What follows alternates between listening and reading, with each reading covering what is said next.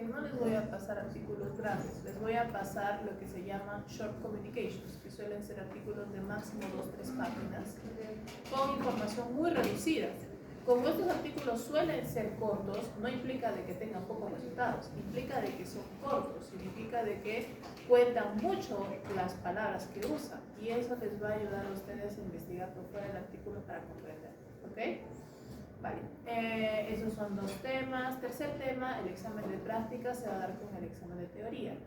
Entonces, como normalmente nosotros tenemos 2 horas para dar el examen, suelen ser 40 minutos el examen teórico, tranquilamente podemos dar 20 minutos para el examen práctico.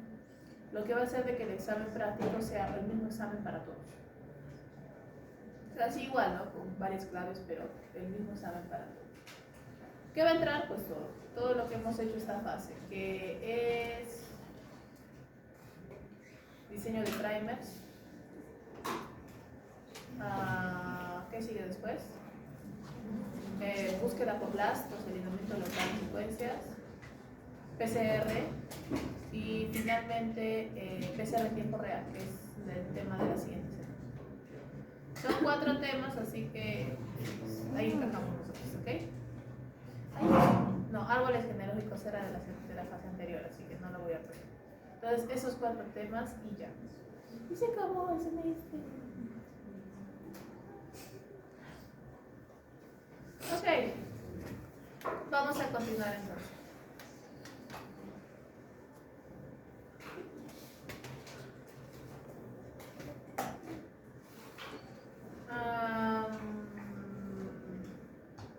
Entonces, habíamos dicho de que en este caso el cáncer tiene un aspecto genético muy importante y que normalmente va a deberse a una inestabilidad dentro del genoma de la célula, debido a que ésta se divide constantemente y con los puntos de control no funcionando correctamente, lo que lleva a la acumulación de mutaciones. En ese sentido, vamos a encontrar 2 tipos de mutaciones dentro del cáncer, que pueden ser la mutación conductora y la mutación pasajera. La mutación pasajera, como su nombre lo indica, es un pasajero, es un acompañante del camino. Es una mutación producto de la inestabilidad genética, producto de la división celular descontrolada, que no necesariamente va a contribuir de forma directa a una mayor malignancia celular. Sí puede causar daños dentro de la célula, pero básicamente es aquella errática y esporádica que aparecen después del cáncer. Es decir, son aquellas que contribuyen a la aberración o a la variación genética de la célula cancerígena per se. Mientras que las mutaciones conductoras son las denominadas mutaciones orígenes o raíces que producieron el cáncer en primer lugar, que produjeron el cáncer. Eso significa de que son mutaciones van a ser muy repetidas en un solo tipo de cáncer. Son mutaciones asociadas a genes, ya sea que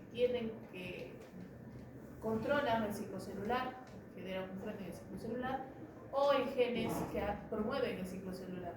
En ese sentido, entonces, nosotros vamos a poder identificar estas mutaciones, o vamos a tener un interés de identificar estas mutaciones, porque podrán predecir hasta cierto punto cómo aparecer un cáncer, ¿no? Las mutaciones pasajeras no son tan de interés, simplemente van a estar ahí después del cáncer, pero las mutaciones conductoras, al contrario, son aquellas que pueden causar un cáncer, son aquellas que son altamente repetitivas en algunos tipos de cáncer y por lo tanto se convierten en biomarcadores de estos cánceres, es decir, banderillas, señales que nos permitan identificar, por lo tanto, a un cáncer de otro, mayor malignancia, menor pronóstico, mejor pronóstico, etc. Y justamente los esfuerzos científicos están en investigar o en poder diferenciar y acumular conocimiento en base a estas mutaciones conductoras.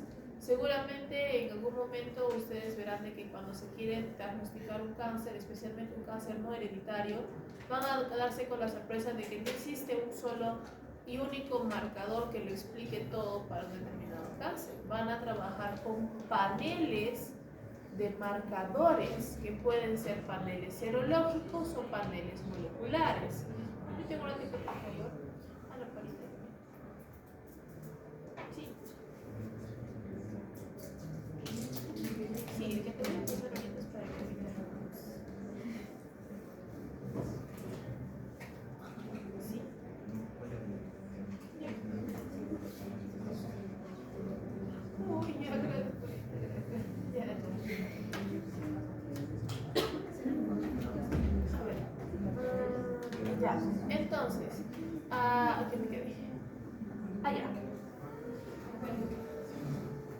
Ok, paneles moleculares. Y en este caso, algunos paneles ya son relativamente grandes, estamos hablando de 32 genes más o menos, ¿no? Que ya no engloban solamente un tipo de cáncer, sino unos cuantos. Y en países más desarrollados, esto es una, no se le puede decir moda, pero es un mecanismo favorecido, que obviamente, ¿quién no va a querer hacerse un panel de genes mutados para saber qué cánceres pueden desarrollar a mayoría de edad, definitivamente, ¿no?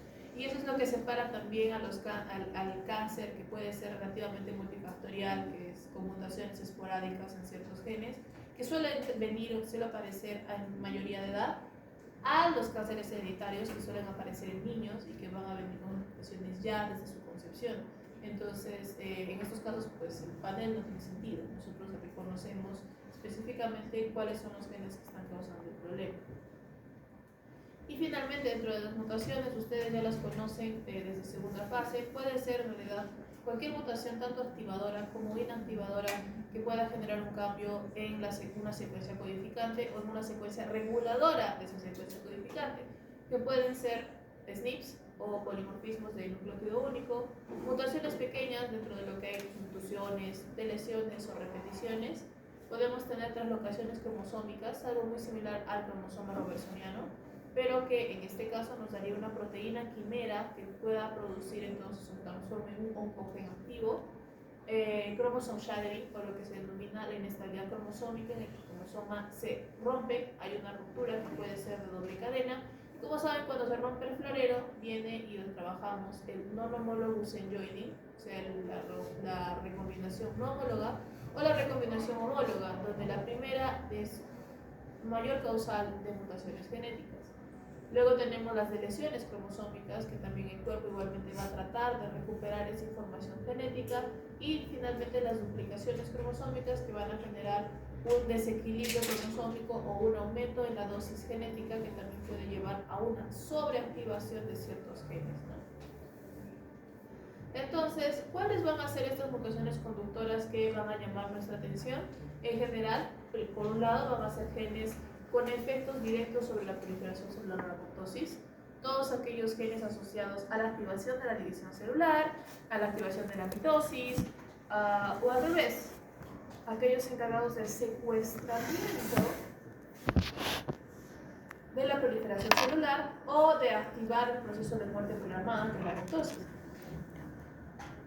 incluyendo genes que también van a detectar estos estímulos. Y por otro lado tenemos a genes con efectos globales o efectos importantes en la integridad del genoma en general, es decir, todos aquellos genes encargados de expresar otros genes. Por lo tanto, enzimas modificadoras de histonas, la telomerasa, que mantiene la estabilidad de los telómeros, todo el sistema de reparación de mutaciones que hemos visto, MUT-S, los propios factores de transcripción generales dentro del sistema de transcripción eucariota y otros similares, ¿no? Todos los sistemas de reparación, que si bien no significa que estén solamente activos durante la replicación, pueden estar activos durante todo el tiempo de vida de la célula. Si se ven afectados, igual van a generar inestabilidad genética y puede afectar a los otros controles o frenos que esta tiene. Entonces, para poder entender más o menos, como ya completar la idea respecto a cómo surge un cáncer, vamos a darnos cuenta de que la célula tiene en realidad un sistema cerrado. A ver, imaginémonos un sistema cerrado.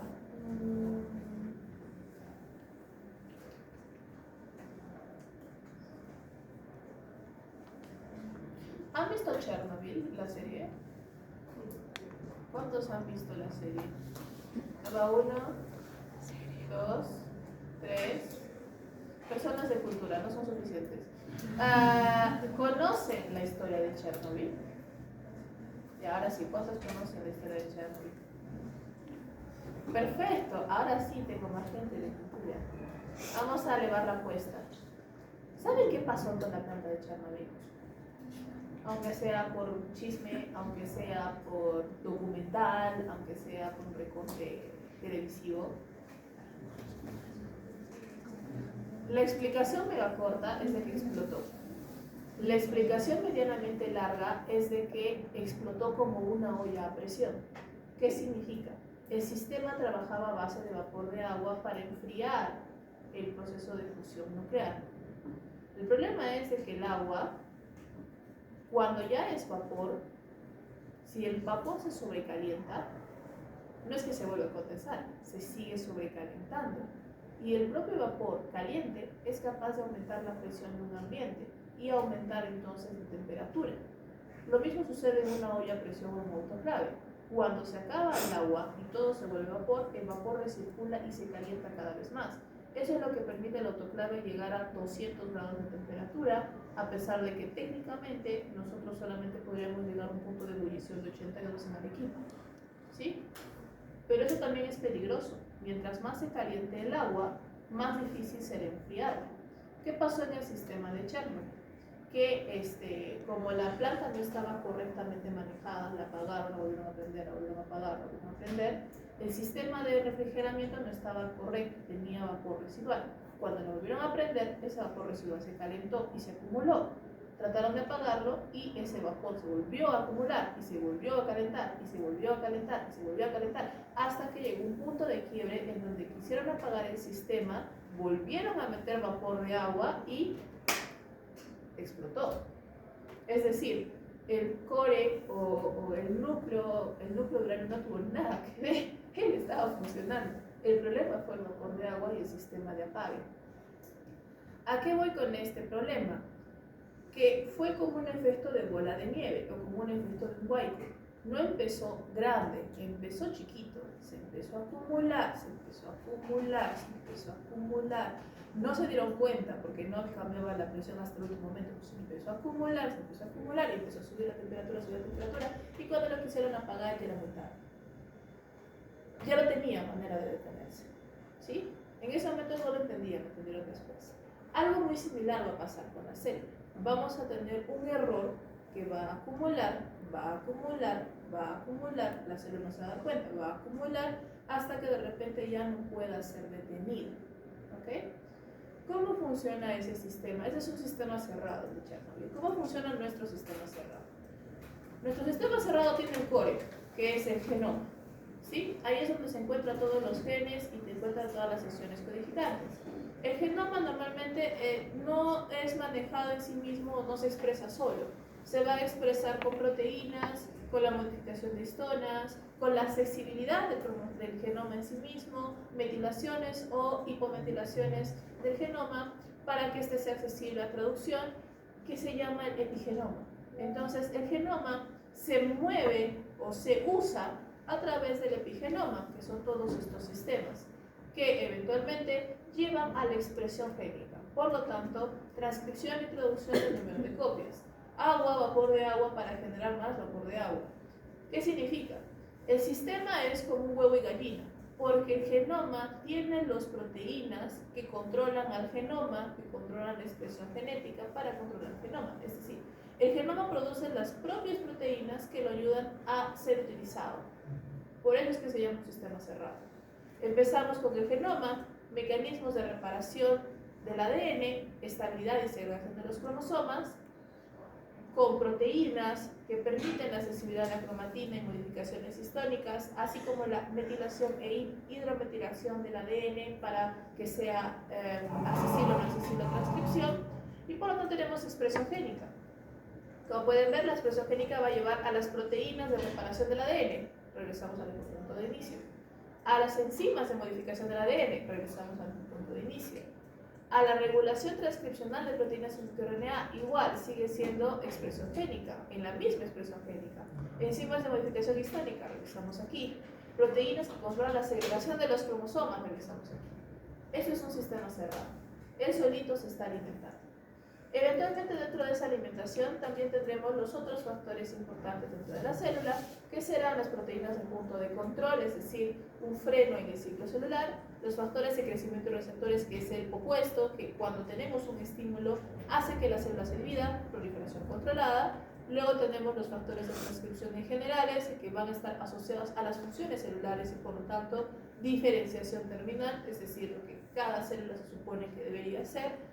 Y también tenemos los factores de apoptosis, que cuando una célula ha llegado a su tiempo de vida va a entrar en muerte celular para poder dar espacio a nuevas células a crecer en el tejido y por lo tanto apoptosis.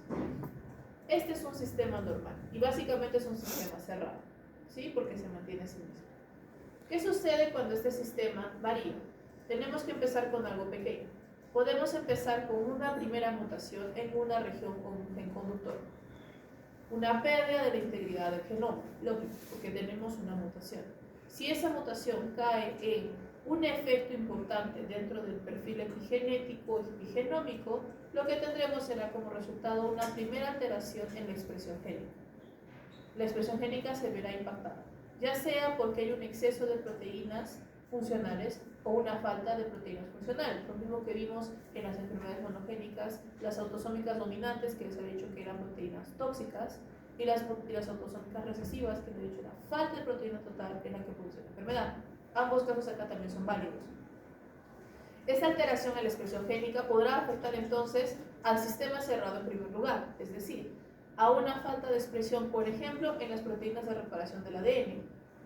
Si no tenemos proteínas de reparación del ADN, esto impactará otra vez directamente ¿en quién? En la pérdida de la integridad del genoma. Entonces el sistema cerrado empieza a contaminarse, empieza a toxificarse, envenenarse a sí mismo, como el vapor de agua en Chernobyl. Si tenemos mayor pérdida de la integridad del genoma, tenemos mayores alteraciones de expresión génica y ahora afectamos no solo a las proteínas de reparación, sino a las enzimas de modificación. Volvemos a este punto. Seguimos afectando el sistema cerrado. Otra vez tenemos un problema de expresión y llegamos a la regulación transcripcional, a las enzimas de modificación y otra vez regresamos aquí. Seguimos aumentando entonces el problema, la integridad del genoma, el problema de la alteración del número de copias. Perdemos el sistema cerrado tal y como es y empezará a desbordarse, es decir, tendremos el momento de detonación. ¿Cómo se define el momento de detonación? Los otros procesos se verán afectados.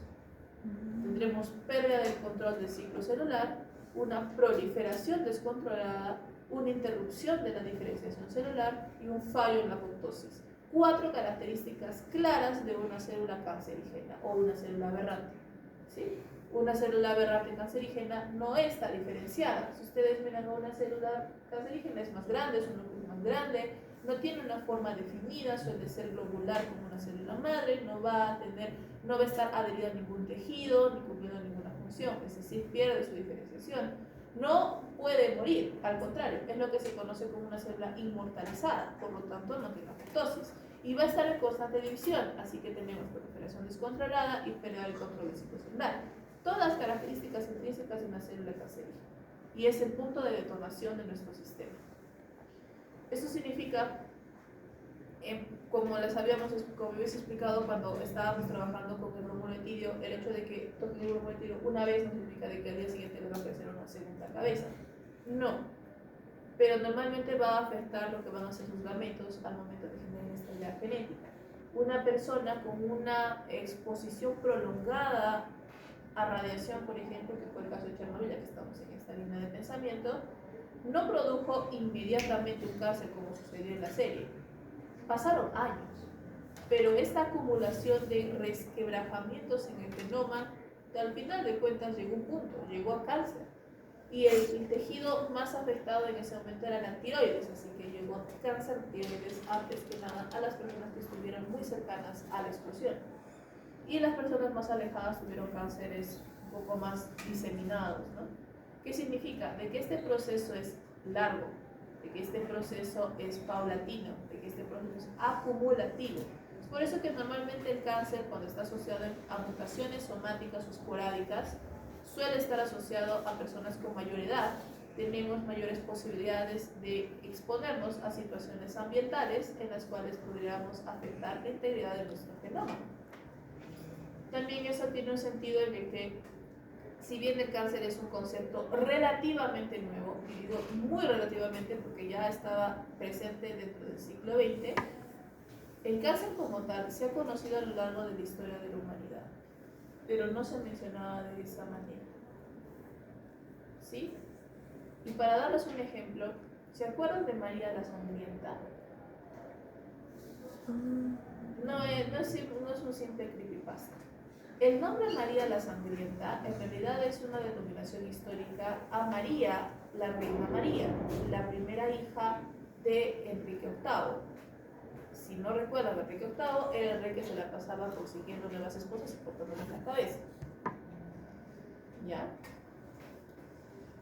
Ella, obviamente, era la heredera directa al trono después de la muerte de su padre. Y una de sus grandes paranoias era de que quien se quedara con el trono fuera su media hermana, hija de Ana Bolena, que es en este caso Elizabeth I. Spoiler alert, sí se quedó con el trono Elizabeth I. ¿Pero por qué?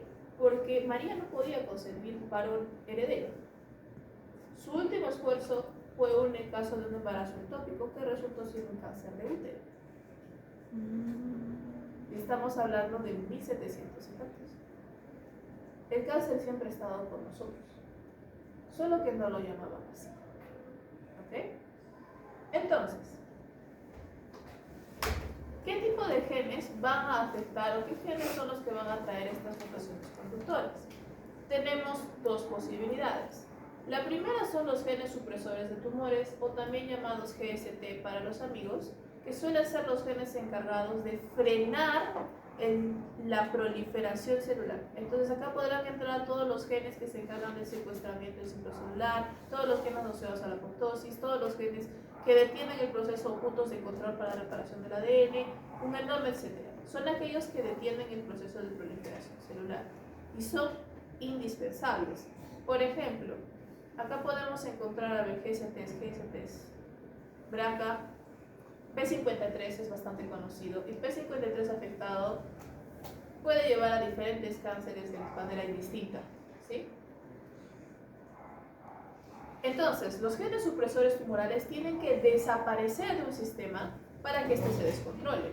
Por lo tanto, lo que tendremos acá serán mutaciones de pérdida de función para los GSTs, como sucede con una enfermedad autosómica recesiva. Mutaciones en las que hacen que el gen no funcione. Y normalmente son mutaciones en las cuales va a tener que afectar por igual a las dos cromátides para que no haya un proceso de compensación. ¿Sí? Por otro lado, los oncogenes o protooncogenes se les denomina así porque van a ser el opuesto a los genes supresores tumorales, y es que estos inducen la proliferación celular. No significa que sean malos, significa de que se vuelven malos. Entonces, los oncogenes normalmente habitan como protooncogenes con una actividad reducida moderada, es decir, suelen promover la división celular de forma muy controlada, y en algunas células que no deberían dividirse, como las neuronas, están simplemente inactivos. Hasta que tienen una mutación que les denominamos la mutación activante, lo mismo que una enfermedad autosómica dominante. El hecho de que sea una proteína tóxica, que por lo tanto no importa si solamente tengamos la mutación en una de las cromátides, ya está presente el veneno y por lo tanto hará daño. ¿Sí? Entonces, por ejemplo, acá tenemos algunos mecanismos de activación de protooncogenes, que como hemos dicho van a ser mutaciones activadoras. Podemos tener entonces un protooncogen, por ejemplo, que va a tener una mutación a nivel del CDS, es decir, de la región codificante, lo que va a desencadenar en una proteína normal. Esta proteína normal puede estar afectada directamente en los dominios de esta misma, es decir, que no va, por ejemplo, si al principio fue una proteína que funcionaba a base de un sistema de inducción, es decir, un estímulo externo, es posible que con esta mutación en su estructura ya no responda al estímulo externo. Por lo tanto, es una bombilla de luz que se prende sin ayuda de un switch, simplemente se queda prendido. ¿Sí? Es una mutación activante. Otra podría ser una mutación reguladora, ya no en el CDS, sino por ejemplo en la zona reguladora, UTR5' o enhancer o promotor, lo que hace que el cambio produzca también un cambio en su expresión, una cantidad excesiva de proteína, una sobreactivación de la expresión como tal génica. A pesar de que la proteína no tiene cambios, el exceso de la misma también puede causar un daño. Otra puede ser una translocación, que es algo muy similar a la mutación en la región codificante, que es la producción de una proteína nueva, proteína quimera, que va a adquirir una característica oncogénica, ¿no? Que es lo que sucede con el cromosoma Filadelfia en la leucemia, por ejemplo. También tenemos finalmente la amplificación génica, que es cuando tenemos varias copias acumuladas de la misma región codificante. Entonces, si antes teníamos solamente una copia por cromátide y ahora tenemos 5, en vez de tener una proteína expresa, vamos a tener 5. por lo tanto tenemos también un aumento o una cantidad excesiva de proteína. Ya no porque el promotor ha sido sobreactivado, sino porque tenemos demasiadas copias de esa región codificada. Esos son algunos mecanismos activadores o sobreactivadores. ¿Qué sucede con mecanismos de pérdida de función?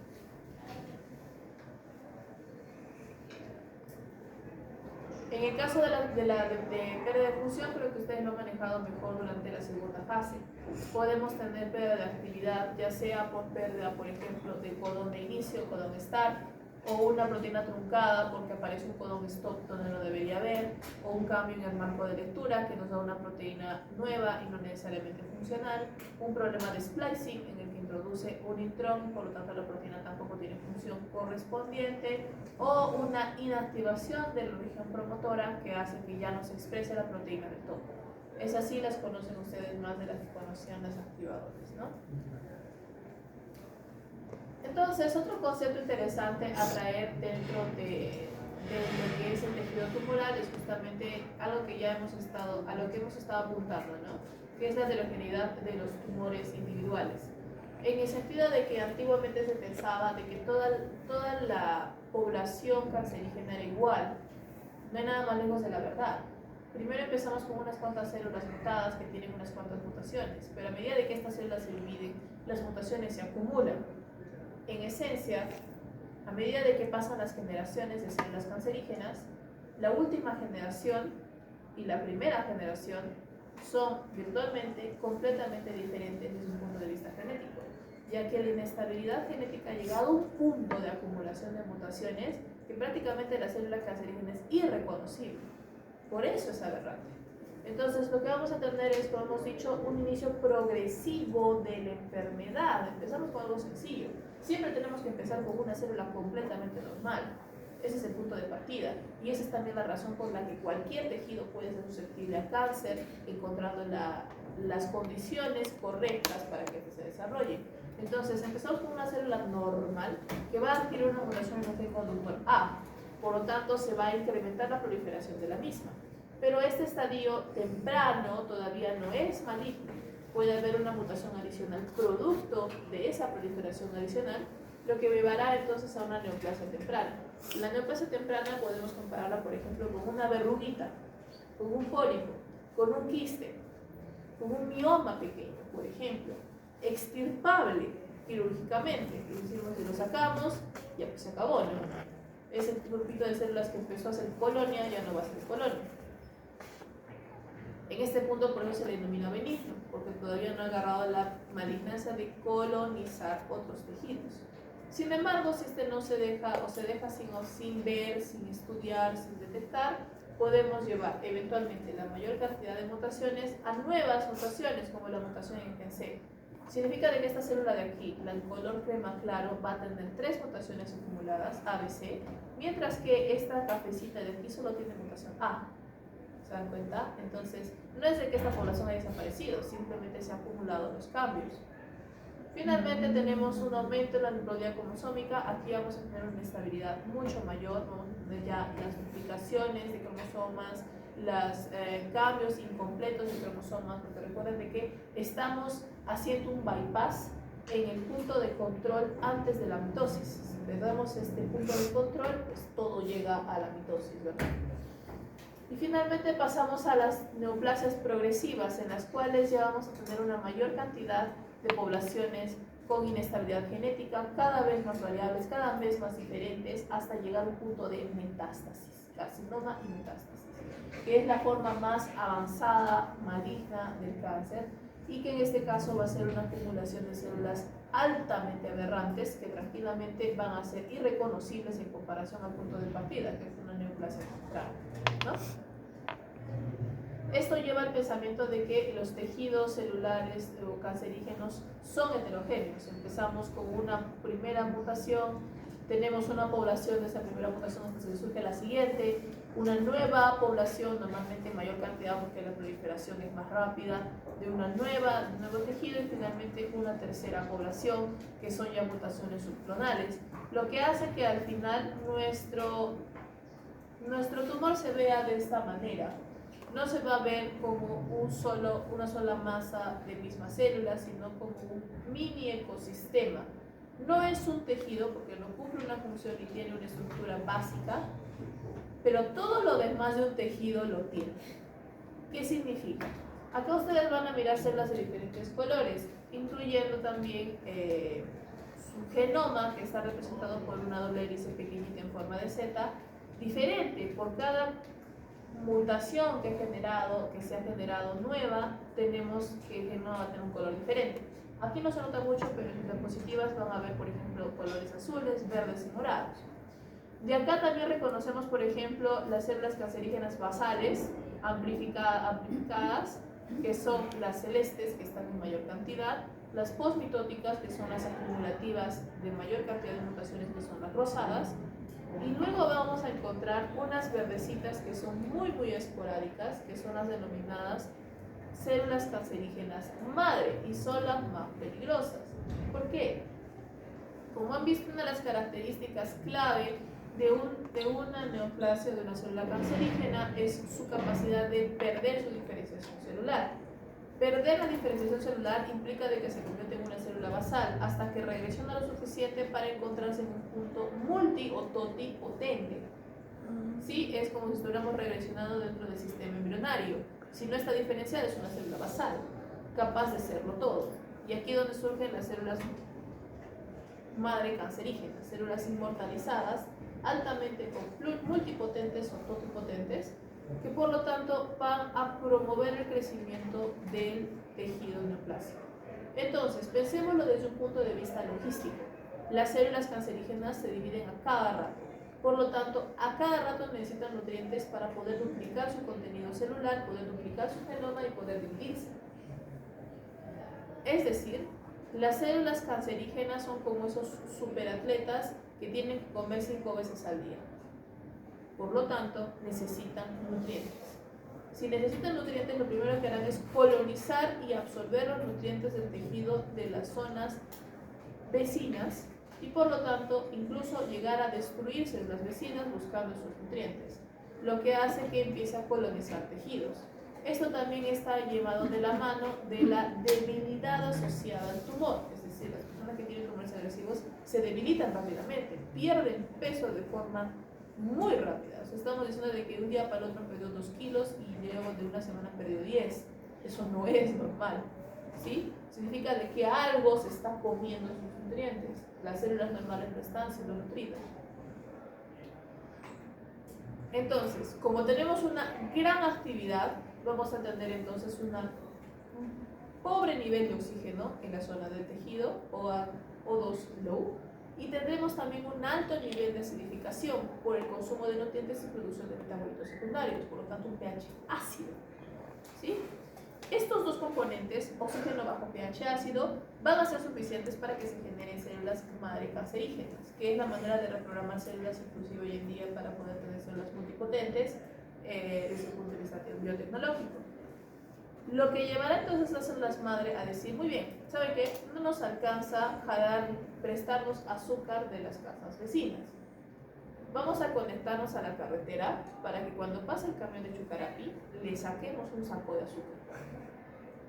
Dicho de otra manera, se van a conectar al sistema sanguíneo, que es el que trae los nutrientes, directamente para poder absorber todo lo que quieran sin detenerse, sin paro y sin tener que estar dependiendo de nadie. Las células madre cancerígenas van a producir o se van a transformar en células epiteliales y se va a producir el fenómeno de angiogénesis, que es la producción de nuevos vasos sanguíneos conectados al tumor. Por lo tanto, ahora sí tendrá una fuente de alimentación constante.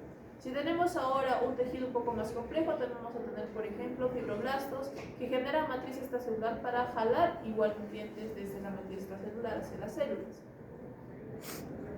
Y para darle el último toque de gracia a nuestro nuevo tejido, porque si ustedes se fijan es prácticamente un tejido, células, matriz extracelular, vascularización, fibroblastos, ¿qué nos falta? Sistema inmunológico. Y ahí está, tenemos en color plomo y en forma de estrellitas tanto macrófagos como células dendríticas. Y estas no están aquí para atacar al tumor, están para defenderlo. Es decir, Si llega el resto del sistema inmunológico a decir, ¿y esta cosa qué es? Y quiere acercarse a atacarla, vendrán estas células inmunitarias y decirle, no es nada. Si literalmente se ponen el bigote falso. No es nada. Somos como ustedes, váyanse. Mientras más agresivo sea el cáncer, mejores mecanismos de escape de la inmunidad, así se denomina, de escape de la inmunidad tendrá. Y por lo tanto el sistema inmunológico pensará que es algo propio y lo dejará de paso. ¿Sí? Entonces, tenemos tejido completo. Obviamente, si tenemos acá un vaso sanguíneo que está llevando tanto nutrientes como oxígeno que no había en esa zona, no había en el tumor, y es lo que necesitan las células, eventualmente también deja la puerta abierta. ¿Para qué? Para que células cancerígenas pasen a través de los vasos sanguíneos, lleguen a otro tejido y empiecen otra vez a colonizar. Por lo tanto, metástasis. Es decir, llegar a este nicho avanzado de trabajo es una muy mala señal porque va a llegar a metástasis. ¿Sí? ¿Hasta aquí alguna pregunta? Yo pienso que esto lo van a estudiar mucho más a fondo en oncología, pero la base está buena. Eso no cambia. Entonces vamos a entrar a hablar de cáncer familiar. En realidad existen cánceres que son básicamente multifactoriales y existen aquellos que tienen patrones de herencia. Dentro de los patrones de herencia vamos a tener los denominados síndromes neoplásicos hereditarios, que van a tener mutaciones hereditarias, es decir, heredadas por los padres, mutaciones puntuales que van a generar el cáncer y por lo tanto un patrón definido de herencia. Esto suena familiar. Son enfermedades monogénicas que resulta que terminan o acaban en cáncer. Ustedes ya conocen una, ya conocen dos, la neurofibromatosis tipo 1 y la senoderma pigmentosa. La senoderma pigmentosa es una enfermedad monogénica autosómica recesiva que afecta a genes del grupo RERCC, genes asociados a la proliferación y reparación celular. Entonces, ahí está la pista. Si estos genes son mutados, las células epiteliales son muy inestables y por lo tanto cualquier efecto dañino a su genoma hará que produzcan ¿qué? Un melanoma. ¿Qué es un melanoma? Un cáncer. Enfermedad monogénica que conduce a cáncer. El otro camino es la predisposición familiar. Esta tiene una herencia compleja, una mezcla de factores genéticos y ambientales, y no vamos a observar un patrón definido de herencia, sino una incidencia familiar elevada, es decir, hay más casos en la familia en comparación a la población. Esto también suena familiar, que acabamos de ver enfermedades multifactoriales. Es básicamente el concepto del estudio de enfermedades multifactoriales. ¿Sí? Entonces, los dos tipos de herencias, enfermedades asociadas a factores genéticos, están aquí.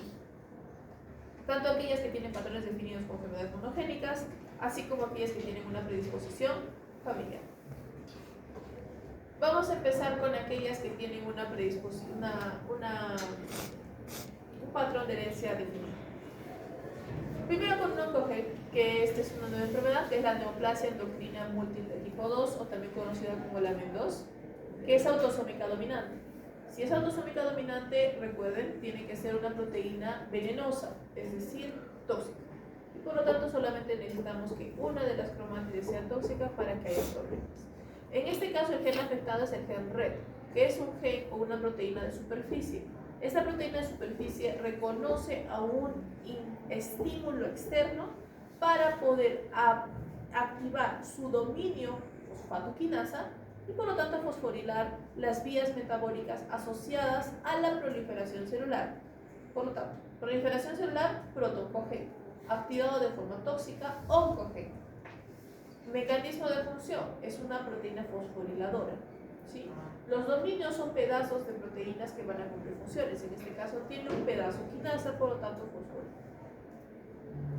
¿Qué sucede con RET?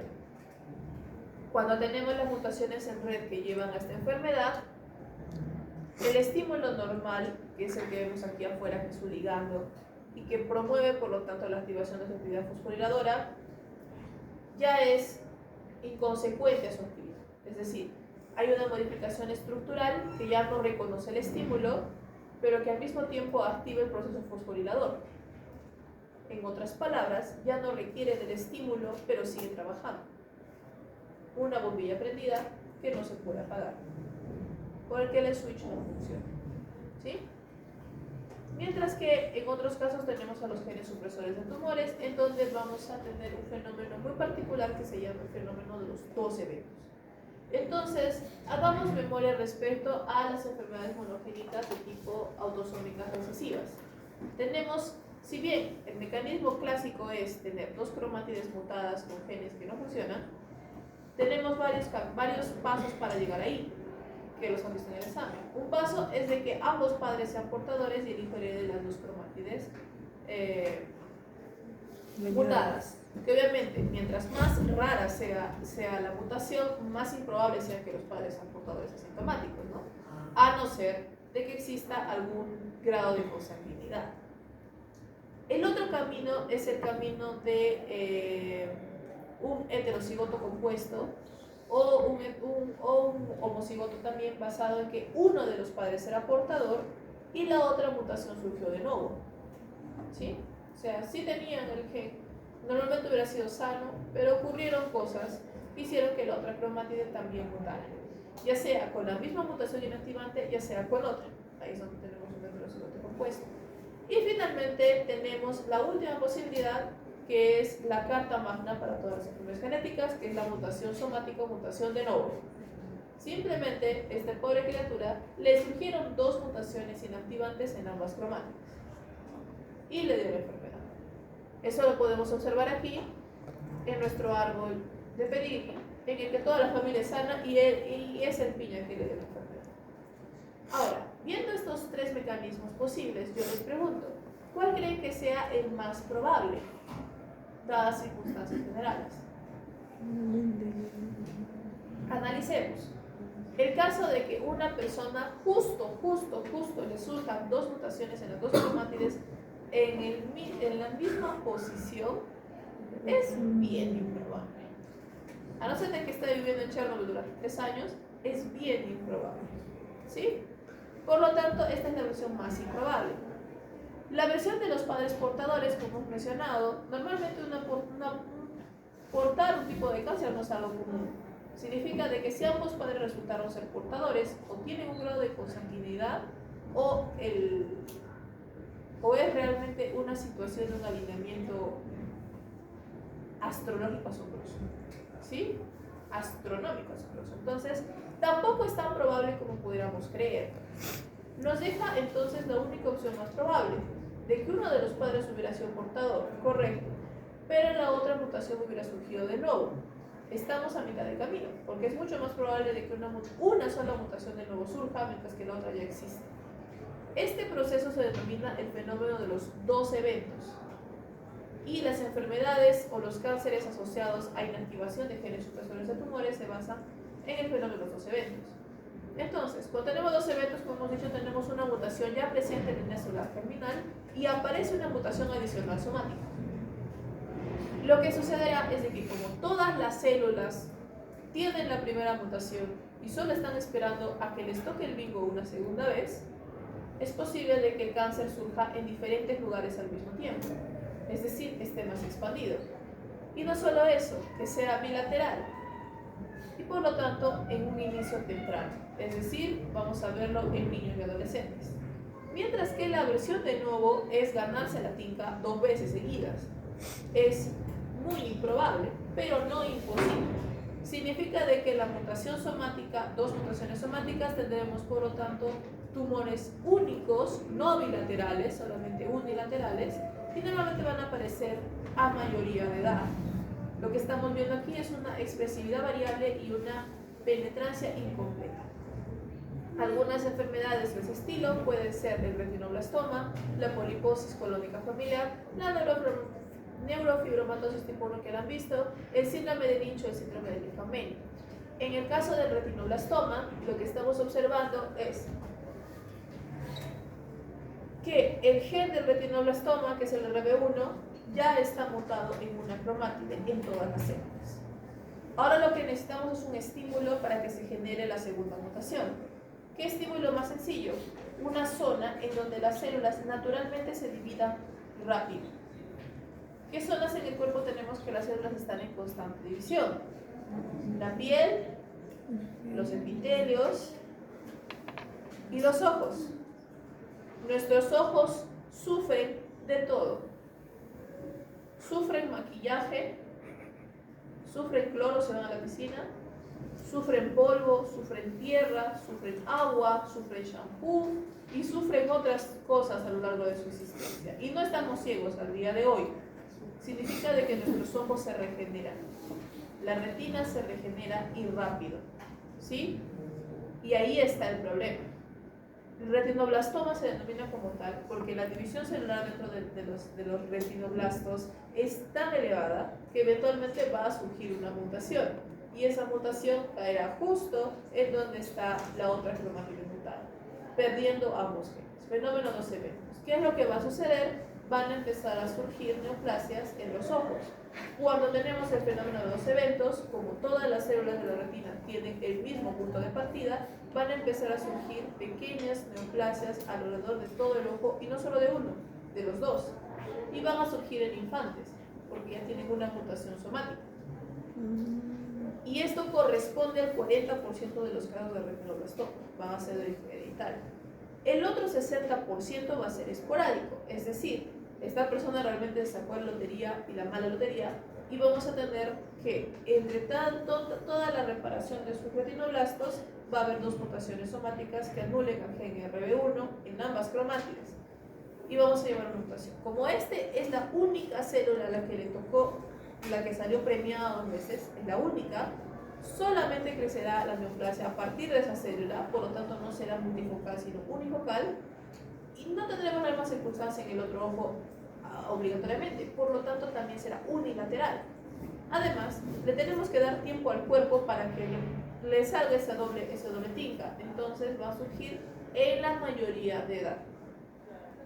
Obviamente un caso es más complejo que el otro. En el caso de un retinoblastoma unilateral, basta con extirpar el tumor, sacarle el ojo, se queda tuerto, cierto, pero ahí quedó. Mientras que en los casos más avanzados de infantes, puede que si el tratamiento no responde correctamente, se tiene que extirpar los ojos. ¿Sí? Así también tenemos otras enfermedades como pueden ser acá lo que es RB1, que es el retinoblastoma, TP53, que es el síndrome de Li-Fraumeni, APC, es un gen muy conocido que es para lo que es cáncer colorectal, que es el poliposis adenomatosa familiar.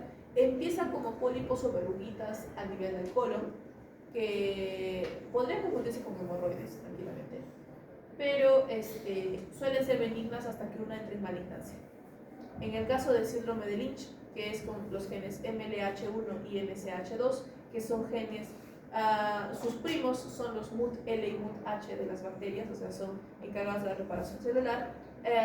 Cuando se encuentran mutados, van a generar el síndrome de Lynch, que también empieza con pólipos, pero no tan numerosos, pero más malignos. Y por lo tanto, lleva igual a cáncer colorectal. ¿Sí? Entonces, acá tenemos un concepto adicional que se denomina el loss of heterozygosity o la pérdida de heterocigosidad. Y es algo que ustedes ya han visto, solo que no con ese nombre, porque les he hecho esta pregunta hasta el cansancio en el examen. ¿Cuántas maneras tenemos para generar un síndrome de Angelman o de Prader-Willi? Tenemos la impronta, tenemos la mutación de nodo y tenemos la unisomía uniparental.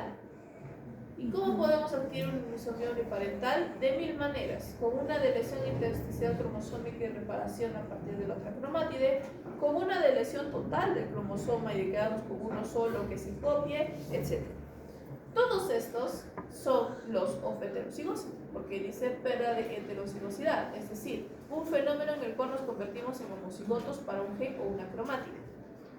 Solamente para recordarlos, porque todos los procesos los conocen, primero tenemos el silenciamiento genético, que ustedes lo conocen como impronta. Tenemos una mutación, que entonces va a ser las dos mutaciones como un heterocigoto compuesto. Tenemos una recombinación somática o una duplicación, es decir, una reparación por homología, o una duplicación total o parcial de un cromosoma perdido. Todos estos casos ya los conocen gracias a Angelman y Prader-Willi, solo que acaban de adquirir un nombre nuevo que es los of heterozygosity. ¿Y por qué es importante mencionarlo? porque estamos trabajando con un gen, con los genes supresores de tumores, que es por lo tanto pérdida de función. Es decir, que nos quedemos por unisomía uniparental con el fallado. ¿Sí? Acá también tenemos a BRCA1 y BRCA2 que están encargados de la reparación cromosómica y como sabrán es cáncer de mama y de ovario familiar. Cuidado, varones que tienen BRCA1 o BRCA2 mutados les puede dar cáncer de mama. Es decir, les aumenta sus odds a lo que normalmente sufrirían las mujeres. Dicho de otra manera, es mucho más probable que a una mujer le dé cáncer de mama, definitivamente, independientemente de las mutaciones que tenga o no. Pero cuando un hombre tiene mutaciones en los genes BRCA1 o BRCA2, aumentan sus probabilidades de sufrir cáncer de mama hasta alcanzar a las probabilidades de las mujeres. Eso es lo que ocurre. Entonces, en este caso, ese es el peligro, ¿no? Muy bien, entonces, justamente entrando al tema, el cáncer de mama familiar está asociado con 3 a 5% de los casos tienen una predisposición mendeliana, que suele ser autosómica dominante con alta penetrancia, y suelen estar asociados a TSG, es decir, varias mutaciones asociadas a estos genes, que va a llevar, por lo tanto, a la inactivación del control celular, del control de la replicación. Y justamente, como hemos dicho, si tenemos estas mutaciones, la aparición del cáncer de mama masculino aumenta en un 10 a un 20%, y también está asociado con el cáncer ovárico y de trompa.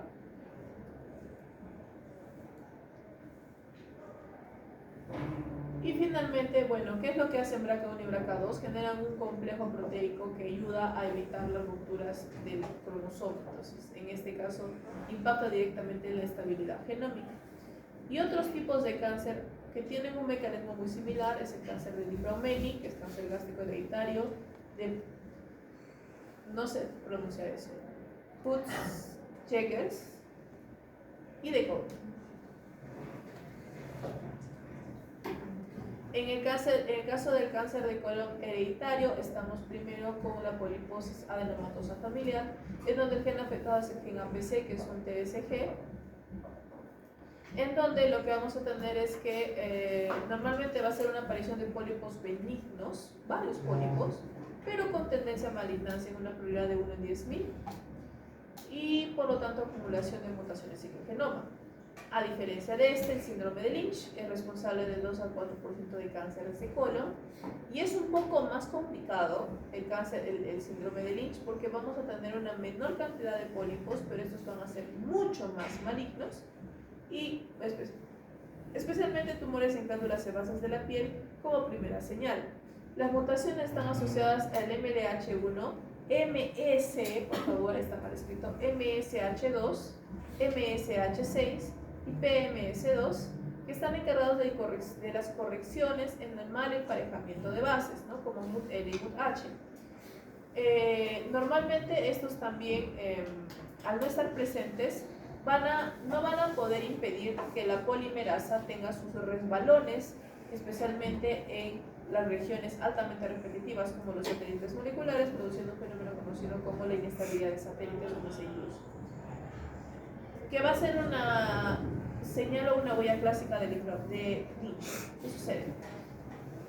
Ustedes se acuerdan de que la polimerasa, cuando lee algo repetido varias veces, se chipa, se cruza y copia además la misma repetición. Es decir, si se encuentra ACTG, ACTG, ACTG 2, 3, 4, 5, 50 veces, eventualmente podrá copiar un ACTG de más y serán 51. Normalmente cuando eso sucede, el cuerpo lo reconoce, un mal emparejamiento, lo borra, lo quita y lo repara. Y en los eucariotas, nosotros habíamos visto el modelo de reparación en procariotas, que era muy LH, las pinzas que pasan a través del genoma. En el humano, algunos de los genes asociados en el MLH1, MSH2, MSH6, que hacen lo mismo. Pero si no están presentes, dejan al libre albedrío para que la pobre polimerasa esté leyendo la misma página de su libro como 3 veces, lo que hará una inestabilidad de satélites. Y como resultado tendremos esto.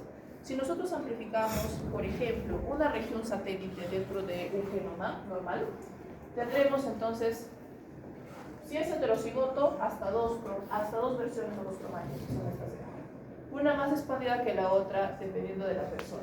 Este tipo de perfiles o este tipo de búsquedas es completamente específico a una persona, no es como una huella digital. Pero ¿qué sucede en el síndrome de Lynch? Como la polimerasa no tiene pare, no tiene quiebre, va a producirme más versiones del mismo satélite de diferentes tamaños, porque en algunos va a resbalar y copiar de más, y en otros va a copiar de menos. Lo que me va a generar que aparte de los naturales que tenemos acá, tres versiones más. ¿Sí? Igual aquí, dos versiones más. Y eso es lo que se denomina inestabilidad de satélites, porque vamos a tener más versiones del mismo, que son prácticamente ya copias adicionales innecesarias. Muy bien, nos quedamos hasta acá. No sufran, me falta la mitad. Ah, no, me falta mucho de positivo.